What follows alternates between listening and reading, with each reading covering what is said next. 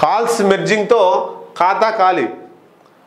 గతంలో దొంగలు పడితే మన ఇంట్లో మన బంగారాన్ని, డబ్బులను, వెండిని, విలువైన వస్తువులను ఎత్తుకపోవాలంటే దొంగలు నేరుగా వచ్చి మన దర్వాజాలు కొల్లగొట్టి, బీరువాలు కొల్లగొట్టి అట్లా డబ్బులు, బంగారం, విలువైన వస్తువులు, వెండి ఇవన్నీ కూడా ఎత్తుకొని పోయేవాళ్ళు. అది ఎందుకంటే దొంగతనం. ఇప్పుడు దొంగతనం ఏంది?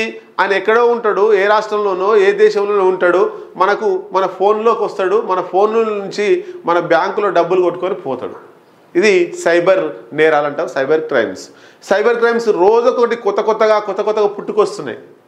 గతంలో ఫోన్ చేసి పాస్వర్డ్ చెప్పమనేవాళ్ళు, కానీ ఇప్పుడు ఒక క్లిక్తో మన ఫోన్లో ఉన్నటువంటి పాస్వర్డ్స్, ఫోన్లో ఉన్నటువంటి డేటా అంతా కూడా వెళ్ళిపోతుంది. ఇంకా దాన్ని కూడా పోలీసులు ఏం చేస్తున్నారు? అవగాహన కల్పించి ఏ సైట్ పడితే ఆ సైట్ క్లిక్ చేయొద్దు, ఏది వస్తుంది క్లిక్ చేయొద్దు అని చెప్తున్నారు. కొంత అవగాహన వచ్చింది. దాన్ని గమనించి ఇంకా ఈ నేరగాళ్ళు అప్డేట్ అయ్యారు. ఏం అప్డేట్ అయ్యారు? ఫోన్ కాన్ఫరెన్స్ పెడితే మన డేటా అంతా కూడా పోతుందంట.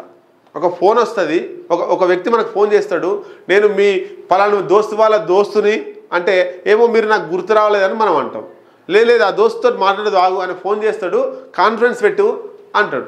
ఆ కాన్ఫరెన్స్ మనకు తెలియకుండా మనం వాళ్ళిద్దరు కాన్ఫరెన్స్ పెట్టామనుకో, మన ఫోన్లో ఉండేటువంటి డాటా, మన అకౌంట్లో ఉండేటువంటి డబ్బులు ఇవన్నీ కూడా వాళ్ళకి వెళ్ళిపోతాయట. దానికి సంబంధించినటువంటి వార్త దిశ పేపర్ రాసింది. తెరపైకి సరికొత్త సైబర్ మోసం, గుర్తు తెలియని నెంబర్ నుంచి కాన్ఫరెన్స్ కలిపితే అంతే సంగతులు. ఐవీఆర్ ఓటీపీ వాయిస్ విని డబ్బులు దోచేస్తున్న సైబర్ నేరగాళ్ళు.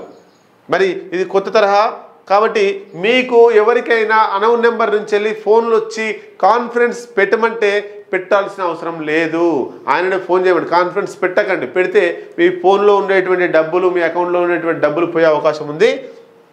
చూడొచ్చు ఇక్కడ సైబర్ నేరగాళ్ళు కాల్ మెర్జింగ్ పేరిట మరో కొత్త మోసాన్ని ఎంచుకున్నారు.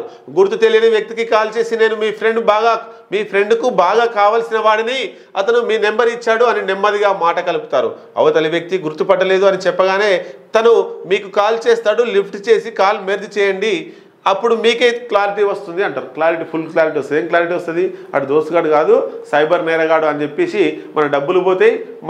మన లోపల ఉన్నటువంటి, మన ఫోన్ లోపల ఉన్నటువంటి అంతా కూడా డాటా అంతా కూడా వెళ్ళిపోయే ప్రమాదం ఉంది. కాబట్టి ఈ క్రెడిట్ కార్డులు, బ్యాంక్ ఖాతాలు అన్నీ కూడా ఖాళీ అవుతాయి.